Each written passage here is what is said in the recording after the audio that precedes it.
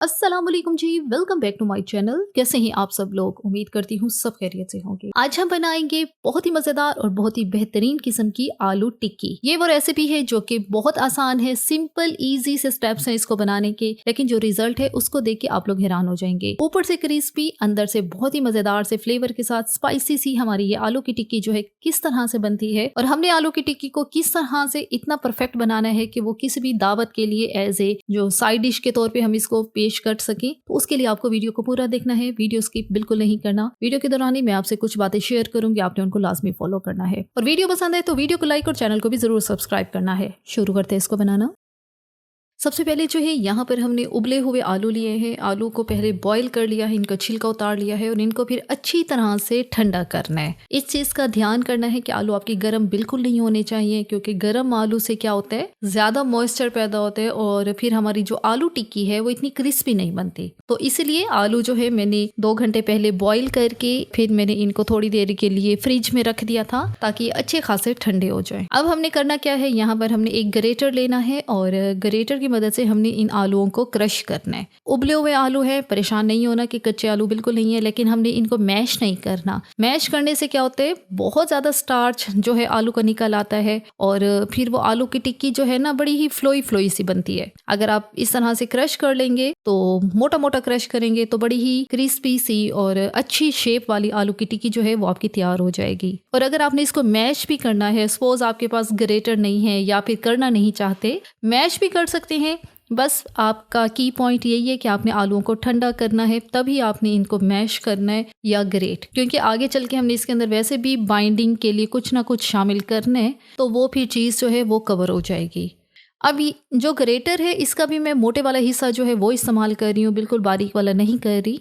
आलू जो है यहाँ पर हमने सारे आलू जो हैं ग्रेट कर लिए हैं। अब इसके अंदर शामिल करेंगे हरी मिर्च, बिल्कुल बारीक से चॉप करके 3 हरी मिर्च ली हैं, उनको छोटा छोटा काट लिया है, वो यहाँ पे डाली हैं। साथ ही एक दरमियाने साइज की प्याज, एक दरमियाने साइज का प्याज लेके उसको बिल्कुल छोटा छोटा काटा है, बिल्कुल फाइन सा चॉप करना है और वो यहाँ पे डालना है। साथ ही एक मुट्ठी हरा धनिया पहले अच्छी तरह से धो लेना है, उसको खुश्क होना चाहिए, फिर आपने उसको छलनी में रख देना है। उसके बाद आपने उसको छोटा सा काट के वो यहाँ पे डालना है। साथ ही इसमें बाइंडिंग के लिए अब मैं डाल रही हूँ इसमें चावल का आटा। मेरे पास चावल का आटा पड़ा है, तो यहाँ पे मैं 4 खाने के चम्मच जो है चावल का आटा शामिल कर रही हूँ। और अगर आपके पास चावल का आटा नहीं है, फिर आप 2 से 3 स्लाइस जो ब्रेड के होते हैं वो आपने लेके वो शामिल कर देने हैं यहाँ पर। अब यहाँ पे डालेंगे कुछ मसाले। सबसे पहले इसमें डालेंगे नमक 1 टीस्पून, हल्दी 1/4 टीस्पून, लाल मिर्च का पाउडर 1 टीस्पून, धनिया पाउडर 1 टीस्पून, साबित जीरा 1/2 टीस्पून, अनारदाना ये 1 टेबलस्पून है।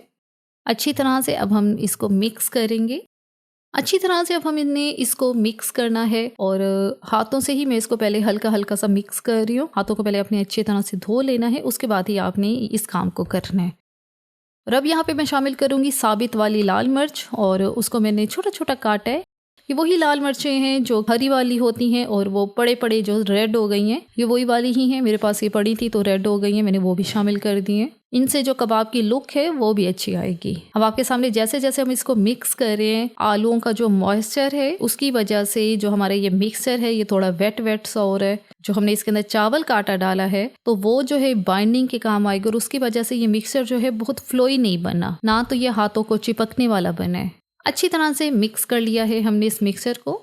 अब हमने इसकी टिक्कियाँ बनानी है, उसके लिए हाथों पे हल्का सा ऑयल लगा लें और उससे ये है शेप जो है टिक्कियों की बहुत ही अच्छी सी आ जाती है। थोड़ा सा पोर्शन हाथों में लेके हमने एक जो है पहले तो इसको बॉल की शेप दे के फिर उसके बाद हमने इसको पैटी की शेप देनी है। बिल्कुल किसी भी तरह के कबाब की शेप आप लोग दे सकते हैं। ज़ाहिर है टिक्की बना रहे, आलू टिक्की है तो जनरल सा साइज इसका होता है। हाथों पे ऑयल लगाने से क्या है, ये टिक्की जो है बहुत ही परफेक्ट बनी है, ना तो इसमें क्रैक्स हैं और स्मूथ सी हमने जो टिक्की है वो बना ली है। सारी जो टिक्कियां हैं हमारी रेडी हो चुकी हैं और इस स्टेज पे आप लोग इनको फ्रीजर में फ्रीज करना चाहें तो कर सकते हैं। अब अगला स्टेप जो है इनको फ्राई करने का है। फ्राई करने के लिए मैंने यहाँ पे पैन में ऑयल लिया है, थोड़े से ऑयल में हम इनको शैलो फ्राई करेंगे। इनके ऊपर किसी तरह तरह का मैंने अंडा नहीं लगाया, ना तो किसी तरह का बेसन लगाया है, क्योंकि उनके बगैर भी हमारी ये टिक्कियाँ जो है बहुत ही क्रिस्पी और बेहतरीन बनेगी। सिंपल सादा तरीके से आज की आलू की टिक्की की ये रेसिपी है। ज्यादा मसालों का झंझट नहीं है, ज्यादा आपको स्टेप्स नहीं करने पड़ेंगे। सिंपल सादा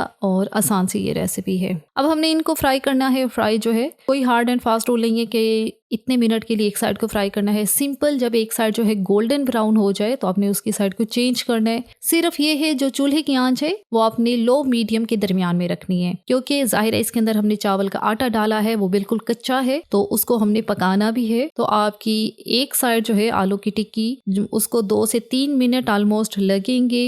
लो मीडियम फ्लेम पे पकाएं। ज्यादा फ्लेम पे ये होगा ये जलना ऊपर से शुरू हो जाएंगे, तो आप इनको बाहर निकाल लेंगे, लेकिन अंदर से आपकी ये आलू की टिक्की जो है वो थोड़ी सी कच्ची होगी, क्योंकि इसके अंदर चावल का आटा है। तो उसके लिए हमें इन टिक्कियों को थोड़ा सा ज्यादा टाइम के लिए फ्राई करना है। बगैर किसी भी तरह की कोटिंग के हमारी आलू की टिक्की बहुत ही बेहतरीन बनी है। इसके अंदर हमने क्योंकि बाइंडिंग के लिए ये जो चावल का आटा डाला है, ये बहुत ही अच्छा जो है बाइंडिंग एजेंट है और ये मॉइस्चर को बहुत अच्छे तरीके से कंट्रोल करता है। आपके सामने आलू की टिक्कियां जो हैं बिल्कुल भी नहीं टूटी ऑयल के अंदर और ना ही ये बिखरी हैं। चूल्हे की आंच आपके सामने है। आपको ऑयल के बबल से ही अंदाजा हो जाएगा कि चूल्हे की आंच कितनी मैंने रखी हुई है, और रेगुलर टाइम से इनकी साइड्स को मैं चेंज भी कर रही हूँ।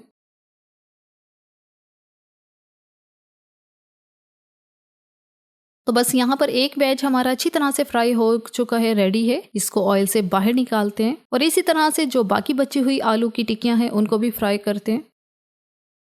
तो बस ये यहाँ पर बन चुकी हैं हमारी बहुत मज़ेदार, बहुत ही इकोनॉमिकल और कम बजट में बनने वाली आलू टिक्की। ऊपर से क्रिस्पी, अंदर से इंतहाई लजीज और मसालेदार सी ये आलू की टिक्की जो है परफेक्ट है आपके किसी भी तरह के डिनर और लंच मेन्यू के लिए।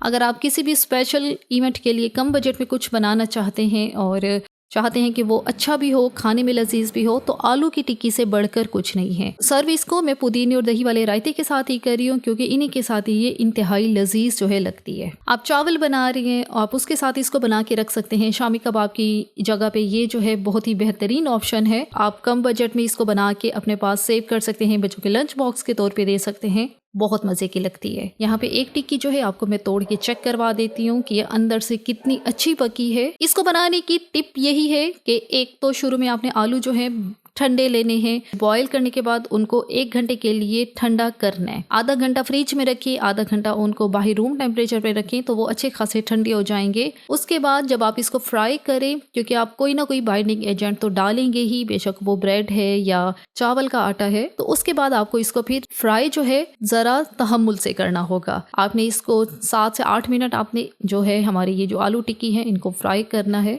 तभी जाके हमारी ये आलू टिक्की जो है बहुत ही बेहतरीन, ऊपर से बहुत ही क्रिस्पी सी बनेगी। इसी के साथ ही यहाँ पर वीडियो का इख्तिताम करते हैं। अगर आपको हमारी आज की वीडियो अच्छी लगी है तो अपने चैनल को लाजमी सब्सक्राइब करना है, वीडियो को लाइक और शेयर भी जरूर करना है। Thanks for watching the video.